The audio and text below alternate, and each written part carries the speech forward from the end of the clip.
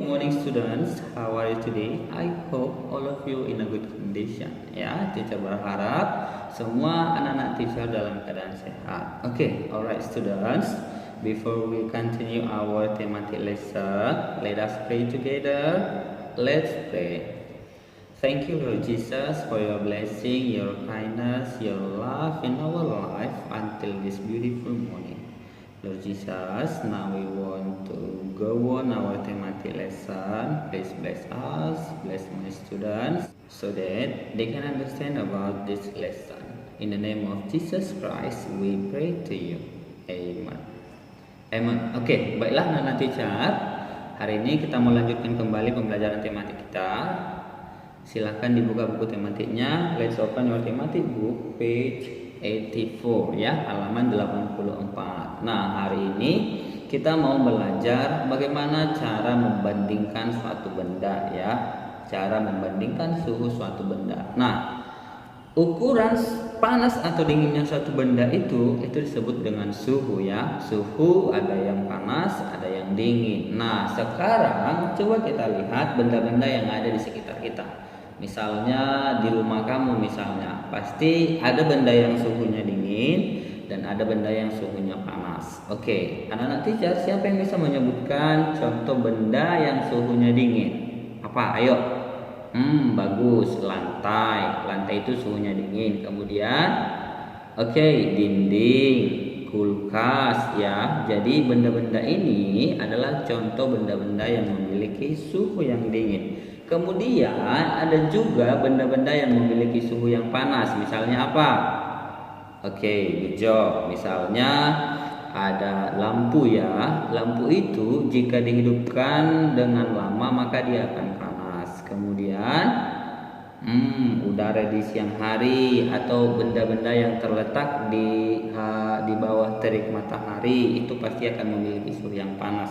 Seperti itu ya anak teacher. Oke, jadi teacher harap kamu bisa membedakan antara benda yang memiliki suhu yang dingin dan benda yang memiliki suhu yang panas. Oke anak-anak teacher, sekarang kita mau melanjutkan pembelajarannya. Kita mau belajar bagaimana atau apa fungsi dari bekerja sama itu ya. Bekerja sama berarti bekerja bersama-sama dalam menyelesaikan suatu pekerjaan ya. Nah, lalu apa manfaat ketika kita bekerja sama? Misalnya di rumah kita bekerja sama, apa manfaatnya seperti itu ya? Nah, ketika kita bekerja sama, maka ada banyak sekali manfaatnya ya, anak teacher. Yang pertama, pekerjaan yang kita kerjakan itu akan lebih cepat selesai ya. Kemudian yang kedua, ketika kita bekerja sama dalam melakukan suatu pekerjaan, maka pekerjaan yang berat akan terasa ringan ya anak teacher. Yang tadinya pekerjaan itu berat, tetapi kalau kita lakukan dengan cara bekerja sama, maka pekerjaan itu akan terasa ringan. Seperti itu. Lalu yang ketiga, dengan bekerja sama dapat membangun persaudaraan seperti itu ya. Dapat membangun hubungan yang baik dengan orang lain, dengan kakak, dengan ibu, dengan ayah, seperti itu ya. Jadi bekerja sama dalam keluarga ini sangat banyak manfaatnya ya anak teacher. Jadi teacher harap melalui pembelajaran ini anak-anak teacher semua dapat melakukan bekerja sama dengan adiknya, dengan kakak, dengan ibu, dengan ayah dan lain sebagainya. Oke, anak-anak teacher paham ya? Yang terakhir kita akan belajar bagaimana cara mengucapkan permintaan tolong yang baik dan benar ya. Ketika kita meminta tolong kepada orang lain, kepada kakak, kepada ibu, kepada ayah, siapapun itu, kita harus mengucapkan permintaan tolong dengan sopan dan santun. Oke? Bagaimana cara mengucapkan permintaan tolong dengan sopan? Ketika kita mau mengucapkan permintaan tolong kepada orang lain, kita harus mengucapkan kata tolong terlebih dahulu ya anak teacher.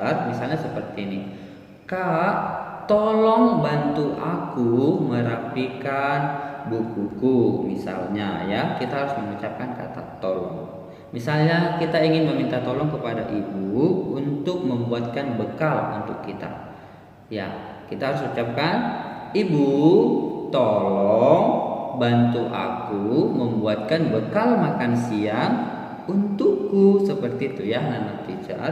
Kita harus mengucapkan kata tolong terlebih dahulu ya. Itu menandakan bahwa kita meminta tolong dengan sopan dan santun ya anak-anak teacher. Nah, untuk tugasnya hari ini anak-anak teacher silakan kamu kerjakan.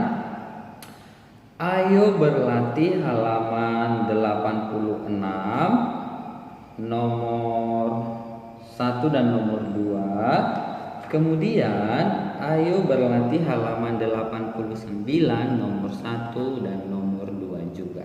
Oke, paham ya anak-anak teacher? Oke, I think that's all about our lesson today.